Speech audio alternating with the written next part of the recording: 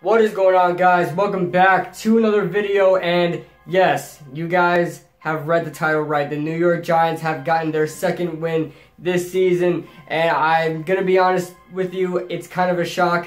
Even though we're talking about the 2-7 San Francisco 49ers, one that has their franchise quarterback out for the year with a torn ACL in Jimmy Garoppolo, undrafted rookie, I don't even know, he was an undrafted free agent from 2017 out of, where did he come from? I don't even know where he come from. I think Southern Miss or something like that. Correct me if I'm wrong. I could be completely off. But Nick Mullins, I mean, even though he had a phenomenal game against the Raiders have proven to be the worst team in the NFL, with the Giants coming in second. So I'm thinking, okay, if the score was 34-3 against the Raiders, maybe against the Giants it's going to be somewhere around, I don't know, like 27-10. But the Giants stuck in there. They had some struggles early on in the game. That field, I'm going to be honest. If you guys remember the controversy about the Houston Texans field a couple years ago, where a lot of people were getting injured, a lot of people were tearing their ACL, a lot of people were, were slipping and falling and stuff like that on the Houston Texans field.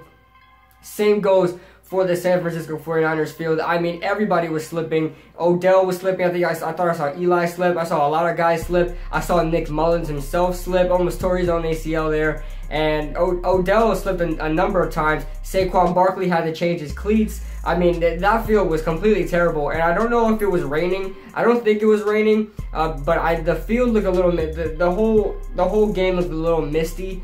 That could be just the camera just playing tricks on me, but I don't know if it was raining or not.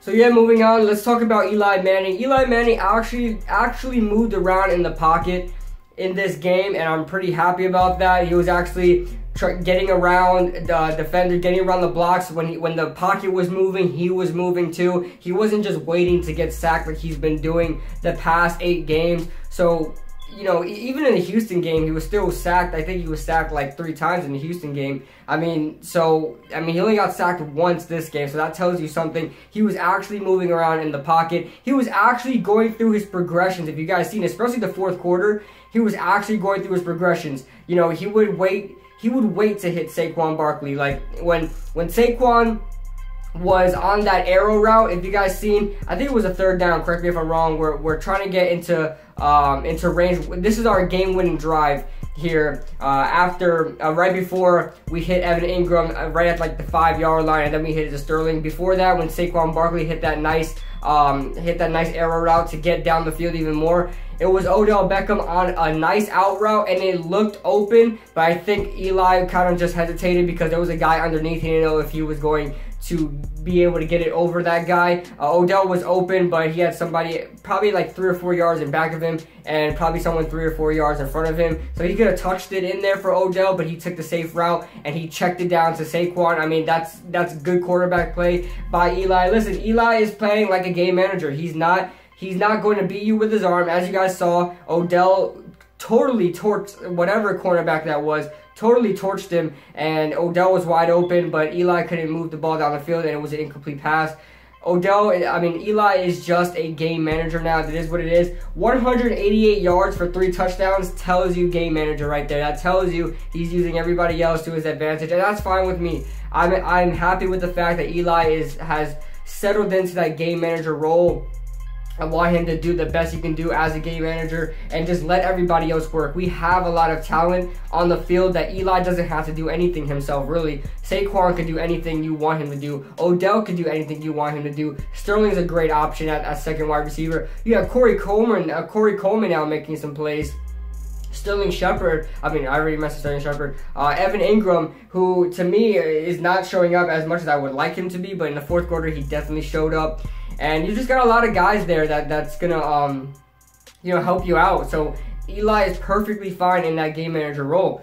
And the offensive line actually did not play terrible. They didn't do very well in the run game. The San Francisco D-line is a very good D-line. We got 3 out of the 4 guys first-round picks. All of them from, one's from Solomon Thomas from Stanford, DeForest Buckner from Oregon, and Eric Armstead from Oregon. 3 first-round picks. I believe all these guys were in the top 10 or top 15. These guys are really good players. These were not bust players. Very good players. So the Giants just couldn't get anything going as far as the running game goes. As far as the passing game goes, Eli didn't have that little time to throw. He actually had time to go through his progression, especially in the fourth quarter.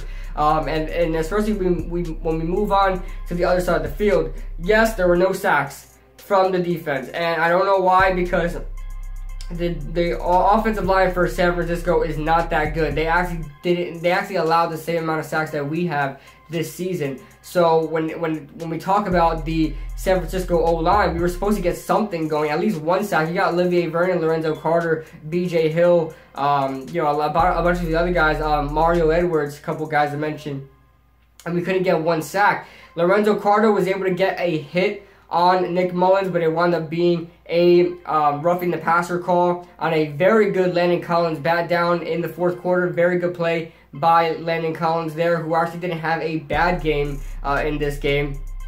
Let's talk about B.J. Goodson. Both on deflected passes, he was able to get 2 interceptions. That's all I want from my defensive guys. Don't try too hard to make plays, because when you do that, like Landon Collins is one time, George Kittle was on an out route on the left side of the field. On an out route, Landon Collins tried biting on it instead of just playing the receiver. He tried to make a play himself. I guess he thought, since if he catches this ball, he can go straight to the end zone.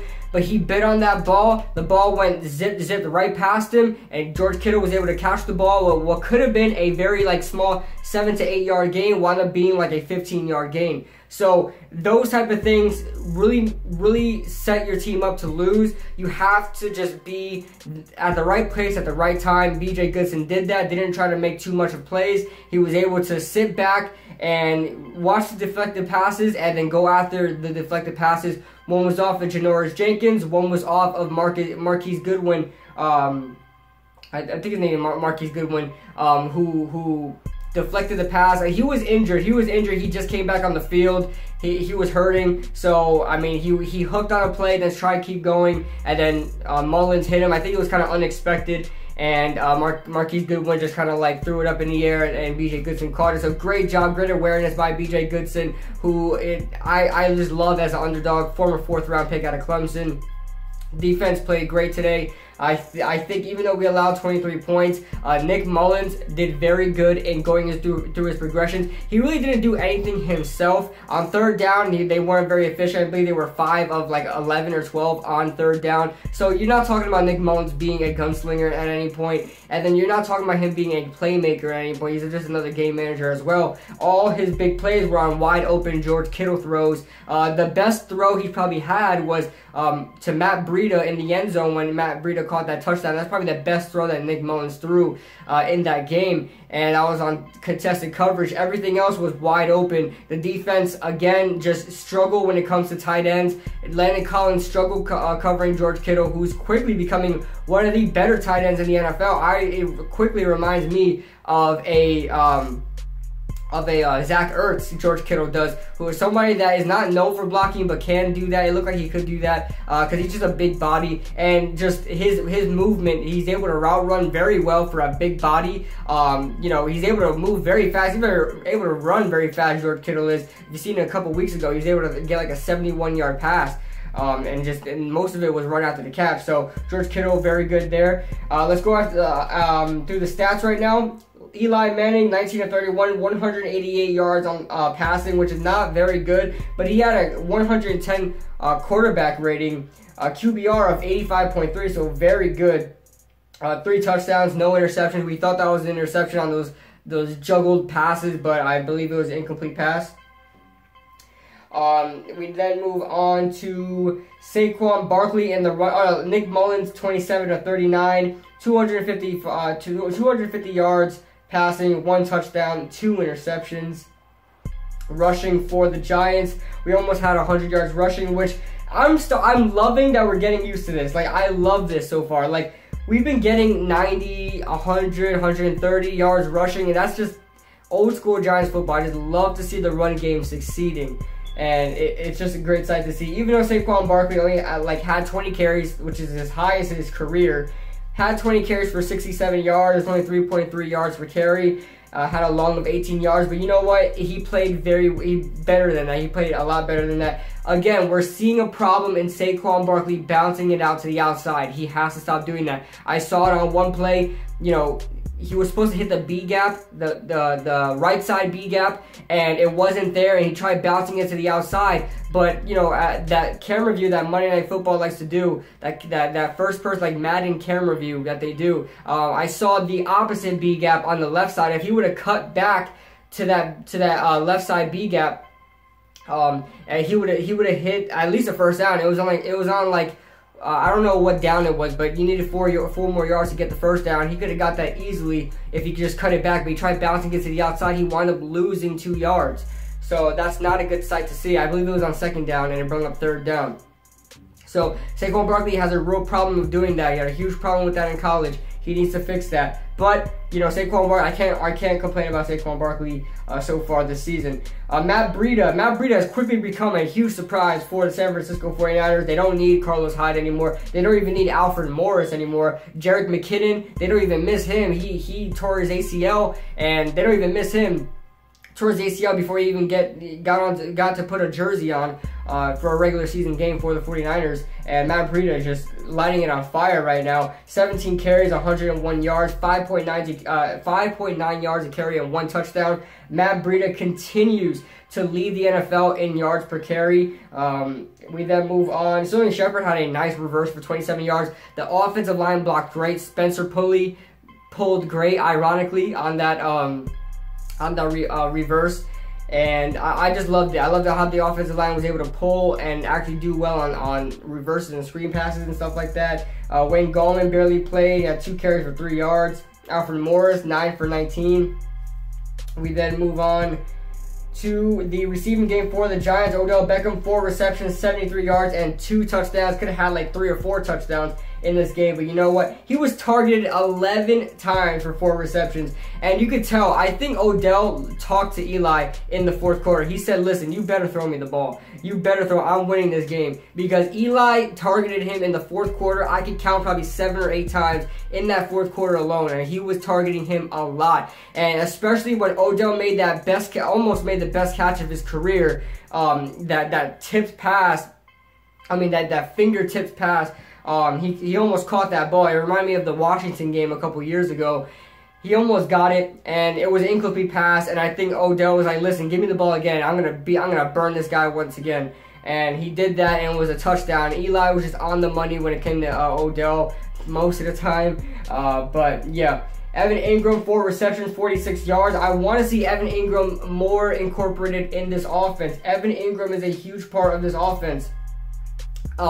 Just because he's a matchup nightmare. He needs to be a big part of the offense. He needs to lure those linebackers away. He needs to try to get the attention of the safety, so you can open up plays for Sterling Shepard in the slot and things like that. We need Evan Ingram to step up. That's a huge part of our offense. Nobody understands that. Saquon Barkley, 4 receptions, 33 yards. Elijah Penny, 2 for 12.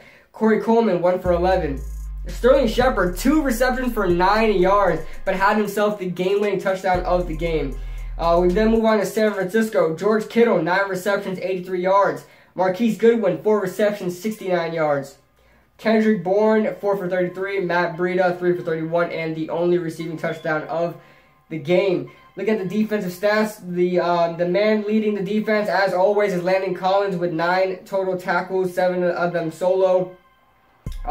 Got a couple tackles for loss. Josh Morrow with half a tackle for loss. B.J. Goodson with a tackle for loss.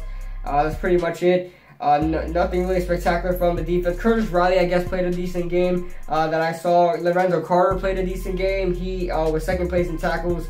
7 tackles, 6 of them solo. Had 3 tackles for loss. So Lorenzo Carter doing well there as a linebacker. Malcolm Smith on the 49ers side of the field. I didn't even know he was on the 49ers. I thought he was still on the Raiders. But 6 tackles, 5 of them solo, 1 tackle for loss. And by the way, that D-line for the 49ers played very well. 2 interceptions for B.J. Goodson, none for San Francisco. Quandre Henderson got popped on a punt return play. Corey Coleman did very well as a kick returner. I hope we keep him as a kick returner. He reminds me a little bit of like a Ted Ginn, even though he also wears 19. Just like a failed first-round pick, which is Corey Coleman.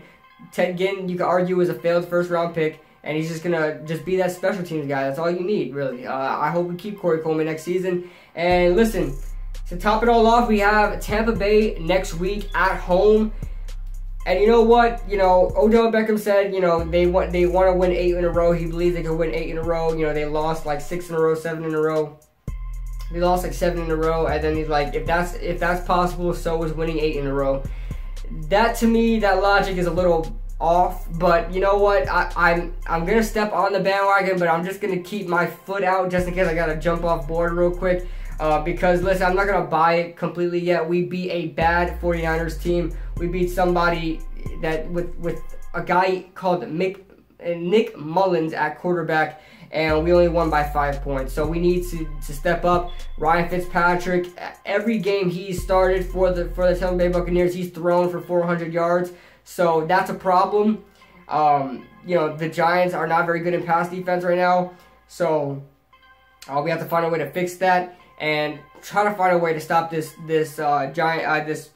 Tampa Bay Buccaneers team, who can easily get a win on us, and they're pretty low in the power rankings, I would say. So I think we can get a win if we play the same way we played. But you know, this reminds me of the Texans game. Like, everybody was like, oh, you know, the Giants suck, we suck, and then we beat at the time a bad Texans team that was 0-2, and then we beat them, and they went 0-3.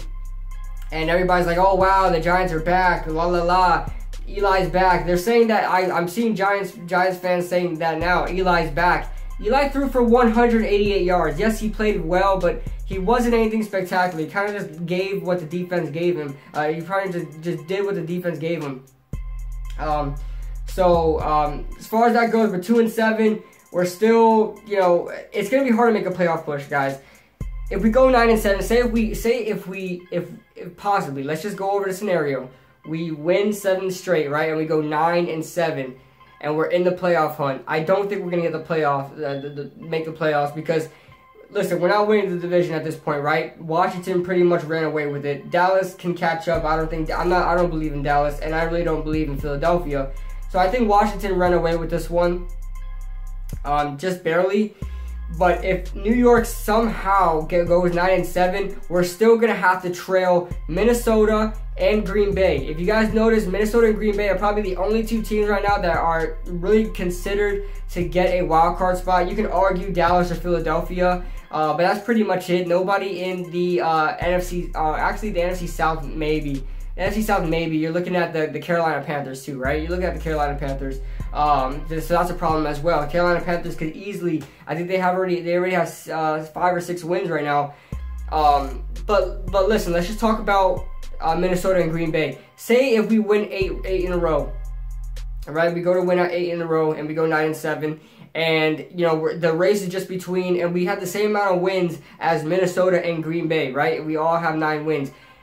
It's not going to matter for the Giants because the Minnesota Vikings and the Green Bay Packers have a tie. So 9-6-1 is better than 9-7. So they're going to get the nod at the playoff, the wild card. So they have to get, for the Giants to make the playoffs, you have to keep Carolina at 8 wins, and they're already at 6. So it's going to be hard to do.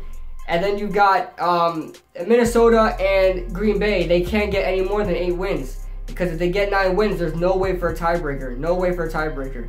So, and not even Carolina could get 9 wins because they beat us in the regular season. So, no way for a tiebreaker. The Giants are in a bad spot. If we win these 9 games, I'm afraid it's just going to all be for naught. Because, you know, we're not going to make the playoffs, and there goes our draft position. So, you guys let me know what you guys think in the comment section below. I think I made this video a little longer than I have to. I pretty much talked about other things more than the game. But, yeah, we got Tampa Bay next week. Go ahead and subscribe to my gaming channel. I'm going to put out week 3 of my connected franchise today. And also my offensive player of the week, offensive player of the game. Let me know if you guys even follow these things. But let me know your game awards for these games as well. So offensive player of the game, I'm going to give it to Odell Beckham because he tried his butt off and he did well for what he was given. So I'm going to give it to Odell. And then for the defensive player of the game, I'm actually going to give it to Lorenzo Carter, who really put in a lot of good work. Had 3 tackles for loss, 1 quarterback hit, 7 tackles, 6 of them solo, and he was able to get like the only quarterback hit of the game for the Giants. Olivier Vernon had one too, but I really noticed Lorenzo Carter today on the field. So he is the defensive player of the game. Those are the winning team awards. Here goes the losing team awards. The At Least You Tried award is going to go to Matt Breida with 17 carries, 101 yards, 5.9 yards a carry, and 1 touchdown. And then the Terrence Mitchell award. The Terrence Mitchell award is probably going to go to Marquise Goodwin because he got popped on 2 plays consecutively.